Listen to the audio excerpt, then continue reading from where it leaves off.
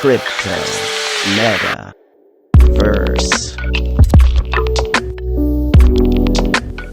For the first time in Bitcoin's history, we've seen 9 consecutive weekly declines. And so when we first looked at that, I think the tendency was to say, that's really negative. My question to the team was, well, could it be oversold? Could the rubber band be stretching here? Or is there something wrong?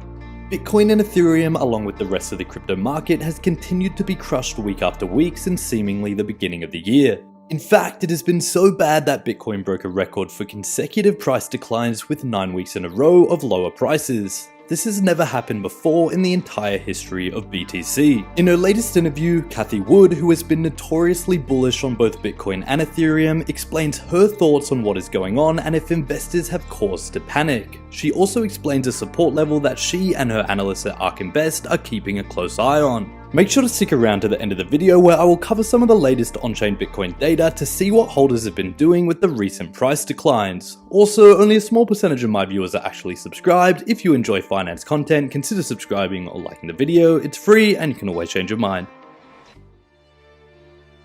I'd like to talk about Bitcoin. As I mentioned, we're launching the Bitcoin monthly. And very excited about it because we think the market needs this.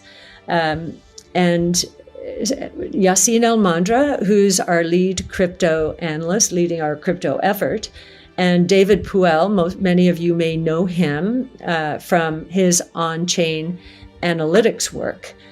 He's created many metrics that many people are using these days, so we're so happy to have him on board as well. In this report, you will see that for the first time in Bitcoin's history, we've seen 9 consecutive weekly declines.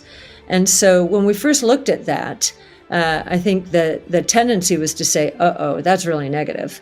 My question to the team was, well, could it be oversold? Could the rubber band be stretching here? Or is there something wrong? And we don't know the answer to that, so we put that in neutral category, and you'll see we'll put each of these metrics in bullish, bearish, or neutral. But we do know what happened in the last month is that Terra, the blockchain Terra, blew up, and Luna is worthless. I think I'm correct in saying that that the market cap of that ecosystem at one point was around $60 billion, with a lot of well-known advocates for it. I was surprised because algorithmic stablecoins don't make any sense to me. I have a background in economics, and I think you need the backing of something in order to have a stable coin. And this did not. And so it didn't surprise me to see the number, I think this is the number of Luna outstanding, go from, in the span of a week, something like 350 million to 6.5 trillion. And I think it maybe even got to 20 trillion. So that's hyperinflation. There was nothing backing it. And I can say we would never have touched it. Nonetheless, that turmoil, that it didn't create a systemic risk. And we've been paying attention to the other stable coins out there. Are they going to so-called break the buck? So that expression came about after the reserve fund, a money market fund during 0809, broke the buck. People holding that money market fund were going to get less than $1 back for every dollar they put in. And of course, the Fed had to come and rescue that fund because that was going to become systemic in the 0809 meltdown. But the idea that such an instrument could exist has probably given the Fed more ammunition, not the Fed, the regulators more ammunition to regulate in this space. And the Fed could be involved in the regulation. There was about $3 billion of Bitcoin used as collateral. They had been building it up in the last month or so.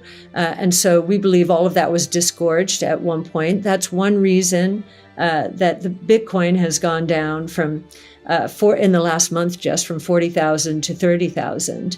Another reason is the high correlation with the NASDAQ. Now, interestingly, in the last week or so, that correlation broke down a bit. The NASDAQ had a few really good days. Bitcoin did not. So there's something else bothering Bitcoin. It is down 57% since its high at almost $70,000 in November. Its 200-week moving average is 22,000. So today we're at 29,000, I think. Its 200-week moving average is at 22,000 and rising. Now, the reason that particular number is interesting to us is we initiated our first Bitcoin position at, back then it was the 200-week moving average. It was in the $225 to $250 range. So we've come a long way since then, but that has proven to be a nice support. So that's also interesting. A couple of other points I'll just highlight, and you can see in the report. It appears that the short-term holders, and you can see everything in this ecosystem. The transparency is amazing. It does appear, according to our metrics, that short-term holders have capitulated. That's very good news in terms of putting in a bottom. Long-term holders are at an all-time high at 65.7%. That means they've been holding Bitcoin for at least a year. We've got some very strong holders or hodlers here. That's also very good news, although we might see some long-term holder capitulation to mark the bottom. And then the last metric that I'll feature, there are many more, is that the futures, Bitcoin futures, are selling at a discount to spot Bitcoin.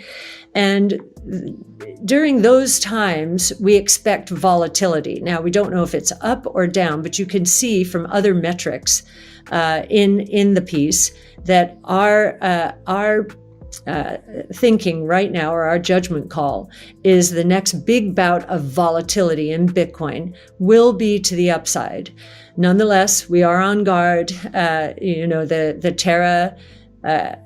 Terra disaster. It was a fiasco for crypto, I think, in terms of raising or giving regulators even more incentive and reason to come in and regulate a little bit more with more of a heavy hand than we would anticipate. So take a look at the report. It will be coming out monthly. There'll be a little summary of what we think are the most important developments during the past month. And, again, Bitcoin, blockchain technology is very transparent.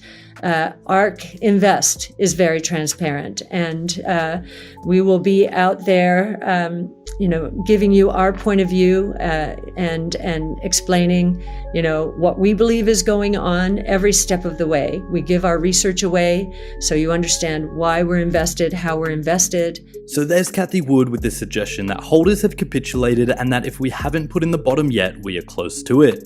This is very interesting because I'm not sure if you guys remember it, but Cathie was one of the only people I saw that very accurately called the bottom of the July crash last year. Is she right again? We will have to wait and see. Some interesting on-chain data out from ARK Invest themselves is some data on long-term Bitcoin holders. As we can see, holders of BTC have never been more long-term focused, with just under 66% of the total Bitcoin supply having not moved in over a full year. Despite the record-breaking poor price action, high conviction holders continue to just stack Bitcoin and DCA. Anyway guys, hope that is some more positive news for those of you who are also invested in the crypto markets. I'll see you all in the next video, and as always, have a great day.